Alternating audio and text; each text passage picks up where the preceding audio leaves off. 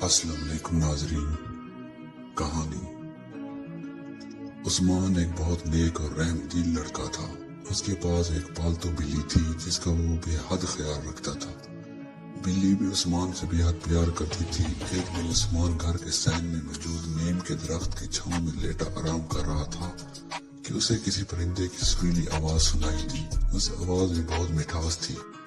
پرندے کے چپ ہوتے ہی عثمان کی نگاہیں درخت پر بیٹھی نیلی چڑیا پر پڑی جو درخت کی ایک شاخ پر بنے گھونسلے میں رہتی تھی۔ اب روز اس کا معمول بن گیا۔ فرصت ملتے ہی اس کی نگاہیں ننھی چڑیا کو تلاش کرتی۔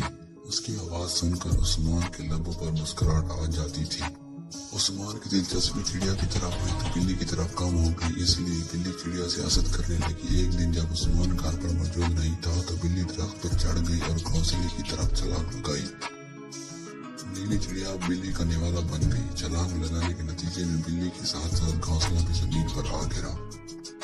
عثمان گھر داخل ہوا تو اس نے چڑیا کا گھونسلہ زمین پر گرا ہوا دیکھا اور بلی منہ پر لگے خون کو صاف کرنے میں مصروف تھی۔ عثمان ساری بات سمجھ گیا۔ اس کی آنکھوں سے آنسو بہنے لگے۔ روتے ہوئے اس کے منہ سے بس یہی الفاظ نکلے، میری پیاری بلی، تم نے ایسا کیوں کیا؟